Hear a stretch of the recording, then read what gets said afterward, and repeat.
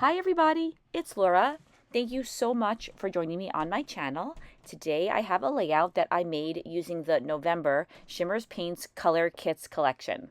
And there were so many beautiful colors and images of autumn in this collection, and it was perfect for some of my photos that I had from previous years that I was looking to get scrapbooked and into an album. So I started off with this photo. This is of both of my daughters from several years ago. You could see my younger daughter has a mask on, and we were apple picking and pumpkin picking at a farm that's about an hour away from our house, and I got lots of great autumn pictures there that I am still scrapbooking. So I started off by mounting my photo on a piece of white cardstock and then again on a piece of pattern paper from the collection. And then I drew some lines to give me an idea of where I should put the mixed media on my background. I'm going to have some strips of paper on the right, and I was thinking of having a small cluster in the upper left-hand corner too. The color that I'm using here is a Creameez called Witch's Blue that was included in the November kit. And even though I am not going to have any blue in any of the embellishments that I'm using, I thought that the blue would be a nice contrast with all of the other elements that I'm going to have on the page. So I thought this would be a good color to put in the background. In the past, the Creameez used to come in little containers, and now they come in pans. So I've been enjoying having the little pans that I find really handy to access. I have them in a little tin, and I open up the tin and I can see all the colors and make a choice very quickly as to what color I want to use. I'm also going to be using a Shimmerz, and those are still stored in the little containers because those come wet. They don't come dry. You don't have to add anything to them. Although I find that the colors are very intense, and I usually add a little bit of water to most of the Shimmerz paints. Not the sprays, but the other paints, I find a little bit goes a long way with them. So I can add a little bit of water. It helps them to move around, and I still have a nice rich color. I'm laughing because this just looks like a crazy blob of paint right now, but when I have everything layered on top, it'll make a little bit more sense. I use my heat tool and I dry the background, and then I'm going to go back in and add another layer of color, and this will make the color look a little bit more intense. I try not to add it really evenly because I like when there are darks and lights in the color. Now, oftentimes I will get comments where people will say that you've covered up your mixed media and, it's a shame because you work so hard on it and you covered up a lot of it. And I generally respond that I know exactly what you're talking about, but I kind of expect that that's going to happen, that I know that I'm going to do a lot of mixed media that in the end is going to get covered up. It's just part of mixed media. However, on this layout, I kind of wish that a little bit more of the mixed media was visible. I wish that I had maybe extended the color and made the area a little bit larger. It just seemed so large to me at this point. But then when I started putting the embellishments on top, maybe a little bit more got covered up than what I would have liked. But I am happy with the way the layout turned out in the end. So it's just all part of the creation process, I guess. Now I'm adding a lot of water to the paint because I want to add some splatters. And I mentioned this on most of my videos, so sorry if you've heard this before, but I really like to add the splatters going around the outside edge of the color because I like the way the color doesn't just abruptly stop. There are some splatters to kind of transition the dark areas into the background. And I love adding splatters so much. I usually go back in a couple of times and add a few rounds of splatters. I try to keep them close to the areas of color, but sometimes they kind of wander. And when that happens, I either use a paper towel and some water to clean them up, or if there are a lot of splatters, I will use a little bit of the same gesso that I use to prepare the paper, and I'll cover them up or at least fade them out a little that way. I'm not sure if I mentioned it. The second blue color that I used was a Shimmerz called Teal, the End of Time. And now I'm adding a little bit of a Coloringz called Ready or Not. And I thought that by adding some red on top of the blue would create some areas that looked purple. And I always love when fall layouts have some purple in them. And I really like the way that it turned out. I think that you can still see the blue, but there's also a little hint of purple in a couple of areas. It's really nice the way there's such a great variety of autumn colors already included in the kit. I am going to use one additional paint.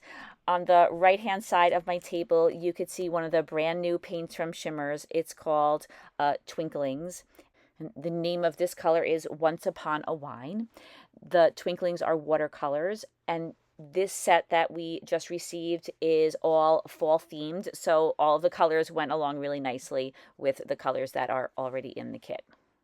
The Twinklingz are shimmery watercolors, so I thought that in addition to adding a little bit of the Once Upon a Wine to the area of color I already created, that I would use it to add a little bit of red to the splatters. I was thinking that the top of my mixed media shape looked a little bit too tapered, and I knew that I was going to have those rectangular strips of paper, so I extended the color a little bit in that spot. And now I'm using a stencil and some modeling paste, and I'm going to add these little swirls or flourishes all over my background. I purchased this stencil at a scrapbooking convention probably a little while ago, and I believe, but I'm not 100% sure, that it's made by Creative Arts, also known as Tall Mouse. And I hadn't tried it out, but I wanted some kind of a scroll. I'm not sure why I kind of associate scrolls and flourishes with autumn, but I do. And I liked the way the white modeling paste looked against the darker background. So I decided to add the modeling paste on the entire area of color. Sometimes I'll just put the modeling paste in a few areas. And it turned out to be, I think, a good thing that I did that, because like I said, really not as much of this background is going to be showing through as I thought it would. So I'm glad that the areas that show through all have the scrolls on them. So I added one round of modeling paste and then moved to another area. And then I went back to the original area because I didn't want to smear the modeling paste with the stencil. I did find it was very easy to line the stencil back up again and then move it around. And I don't think that it would have really mattered if it hadn't been lined up, because as I said, you're only going to see little pieces of it. But it just made me feel good that it was lined up and the whole background looked like it was one big unit. In a couple of places, the modeling paste got behind the stencil, but that was easy to fix. I just went back in, scraped that modeling paste off, and added some more on the top. And just in case you're wondering, I'm using some Master's Touch modeling paste. This is from Hobby Lobby, and I really think that all the modeling pastes work really well. I've also used Liquitex a lot in the past. I had bought a whole bunch of modeling paste on clearance, and I stuck it somewhere, and I was looking everywhere for it. And of course, now that I bought a new modeling paste, I finally found it. But I really like all the brands of modeling paste, just in case you're not sure what to buy. I really don't think you can go wrong with modeling paste. So now I'm adding a little bit of gesso to the background. There were a few areas where I had a few too many splatters, so I just kind of faded them out a little bit with the gesso. And then as a final touch to the mixed media background, I'm adding some watered down white acrylic paint, just adding a couple of white splatters. Now my background is dry, and I'm going to add my strips of paper back in. I had the strip of paper on the right flipped over to the other side initially, but then when I saw the way that the orange looked with the blue, I think that that looked even better, so I decided to stick with that side. I'm going to start inking the edges of all of my elements I'm going to put on the page. I'm using some Distress ink in Vintage Photo. It's kind of my go-to color for inking elements on my pages. And I ink the edge of the photo, I ink the strips of paper, and then I ink a whole bunch of fussy cut elements. There were some fantastic pattern papers to fussy cut out in this particular month's collection. There was a whole page of leaves and pumpkins and fall related images. There was another page that had lots and lots of sunflowers, so I cut all of those out as well. And I'm going to combine those elements on this layout. I'm using my T-square just to make sure that everything is straight. I've been getting into the habit of doing that before the layout is half done lately, so that's a move in the right direction. but I had to add a little bit more ink to the strips of paper, so I had to double check whether or not they were straight again. And now I'm attaching my photo down. And as of right now, you could still see a good amount of the background. However, when I add the embellishments, they'll be a little bit less showing. So there were so many gorgeous embellishments. I love the flowers that I am going to be putting at the top of the layout. They're so beautiful, such gorgeous fall colors. And then there were a variety of leaves too. So I'm going to have 4 clusters, 3 of them surrounding my photo, and then a smaller one in the upper left-hand corner. I love the way there's a picture of a large pumpkin, so I knew right away I was going to include that on the layout, and I thought it made sense to put it in the lower right-hand corner because it's large, and so I feel like it should be toward the bottom of the layout. And then I added a bunch of leaves all around the pumpkin and then a sunflower. I'm going to be adding 1 sunflower to each of those 3 clusters that are surrounding my photo.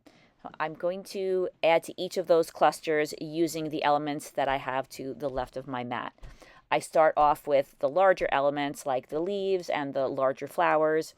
And then after I have those larger elements in place, I'll add some branches, or there are also some embellishments that are berries. I add those as well. And I don't use up all of the leaves and branches, but I do use up the majority of them. It was just the right amount to create a layout. I believe that this is the last time that we went apple picking and pumpkin picking as a family. But what I think is really nice is that my daughters have gone apple picking since then. They just consider it like a fall tradition that they have to do, so they've gone with their friends and their boyfriends, and I like that. I like the way it's become a tradition for them. Although when they go apple picking on their own, they don't take the same type of photos. I remember I loved going to this farm. As I mentioned, it's in upstate New York, where there are lots of farms and lots of beautiful areas where you could see all of the changing leaves, and this particular farm had a lot of really nice scenery.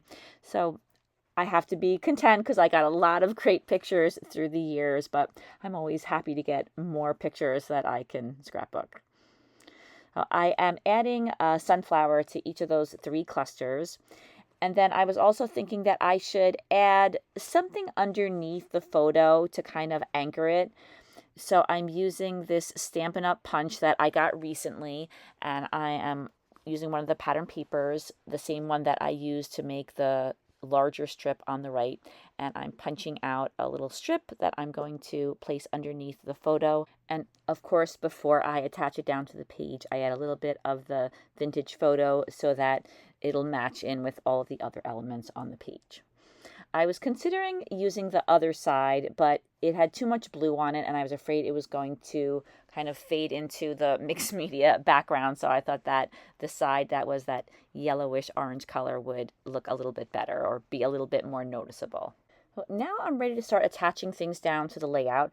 Off camera, I kind of fussed around with the cluster that's to the left of the photo a little bit, and I thought I finally had it the way I wanted it, but then when I started attaching the elements down, I realized that I wanted to switch out the double sunflower element for a single one. And then I added some adhesive to the back of the larger elements, and I was afraid I would break the branches with the ATG adhesive, so because I had some adhesive on the back of the larger leaves, I just kind of tucked them into the larger leaf, and the adhesive held it down temporarily. And then later on, when I'm done with this layout and I am happy with everything, I will use some gel glue and I'll attach everything down. My problem is, if you have been following this channel for a while, you probably know I like to move things around, and sometimes the next day I will change my mind about things and move them around. So I like to have the option of being able to switch things up, so I don't like to glue things down to my layouts too quickly. But it is very important that I do glue everything down eventually, otherwise things will fall off over time, and that's another thing that I don't like. So I do make sure that I go back in and I use gel glue, and I'll glue everything down to the page once I'm 100% sure that I like where everything is. I wanted to add one of the dots to the layout, and I love this little dot that has banners on it.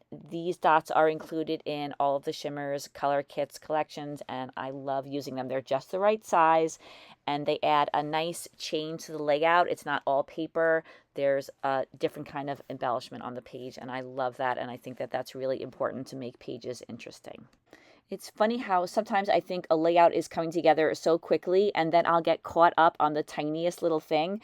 On this layout, it was the leaves next to that sunflower in the upper right-hand side of the layout. I kept switching out the leaves that I put there. Not sure why I found that so important, but I am not done yet. I'm going to switch out one of those little green leaves for a bigger leaf. And then I also wanted to add some photo corners because I love adding photo corners to my layouts. So I inked up some photo corners that I punched out of one of the pattern papers.